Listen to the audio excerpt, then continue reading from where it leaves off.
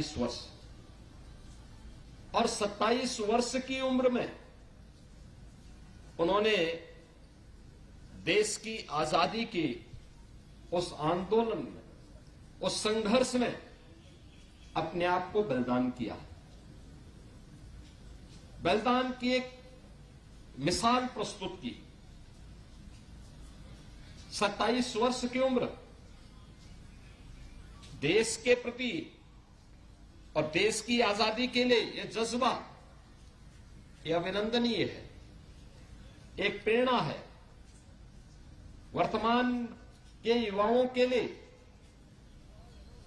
एक सब प्रेरणा के स्रोत हैं, और इसीलिए उत्तर प्रदेश जैसे राज्य में वीरांगना अवंतीबाई लोधी जी का ये आदर्श उत्तर प्रदेश के लिए प्रेरणा बन सके, इसके लिए हमारी सरकार ने उत्तर प्रदेश पीएसी बल में जब 3 नई महिला बटालियन के गठन की कार्रवाई को आगे बढ़ाया, तो इन 3 पीएसी महिला बटालियन का नामकरण और उनके गठन के पीछे का जो ध्येय था, उसके पीछे भी उद्देश्य स्पष्ट था।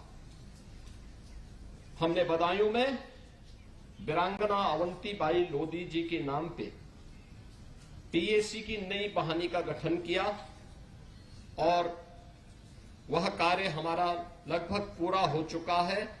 वहां पे वीरांगना अवंतीबाई लोधी की अश्वारोही प्रतिमा की स्थापना की कार्रवाई अंतिम चरण की ओर आगे बढ़ रही है। ऐसे ही लखनऊ में महिला पीएसी की जिस बटालियन का गठन हो रहा है, उसका कार्य भी युद्ध स्तर पर आगे बढ़ा है। वह वीरांगना उदा देवी पासी के नाम पर लखनऊ में स्थापित हो रहा है। गोरखपुर में वीरांगना चनकारीबाई कोरी के नाम पर पीएसी की नई बटालियन के कार्य तेजी के साथ आगे बढ़ रहा है। इन दोनों पीएसी की बटालियन में भी इन वीरांगनाओं के अश्वारोही प्रतिमाओं की स्थापना की कार्रवाई आगे बढ़ी है। इसके पीछे का ध्येय भी है कि मातृशक्ति की सुरक्षा के जो प्रश्न उत्तर प्रदेश के अंदर उभरते थे, उन प्रश्नों पर छाए हुए बादल समाप्त हो, बेटी सुरक्षित हो, बेटी सम्मान के साथ सिर उठा करके समाज के प्रत्येक क्षेत्र में कार्य कर सके, और बेटी के स्वावलंबन के लिए शासन की योजनाएं प्रभावी ढंग से आगे बढ़ सके। और उसी विश्वास के साथ सरकार ने, डबल इंजन की सरकार ने प्रधानमंत्री मोदी जी के मार्गदर्शन नेतृत्व में अपने इन कार्यक्रमों को आगे बढ़ाया है। कार्यक्रमों की इन्हीं श्रृंखला में उत्तर प्रदेश पुलिस बल में 20% बेटियों की भर्ती अनिवार्य हो।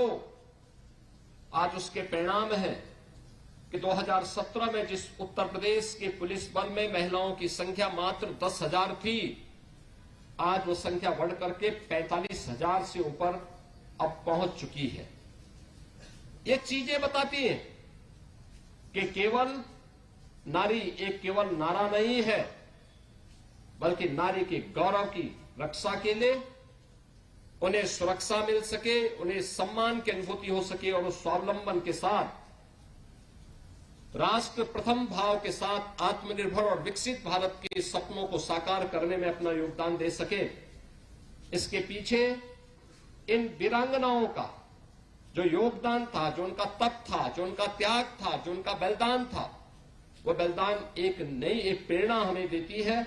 और उसी प्रेरणा के रूप में आज जब हम वीरांगना अवंतीबाई लोधी की 196वीं पावन जयंती के कार्यक्रम के साथ यहां जुड़े हैं, मैं उत्तर प्रदेश शासन और उत्तर प्रदेश की जनता जनार्दन की ओर से ऐसी महान क्रांतिकारी वीरांगना अवंतीबाई लोधी जी की पावन जयंती के अवसर पर प्रदेशवासियों की ओर से विनम्र श्रद्धांजलि अर्पित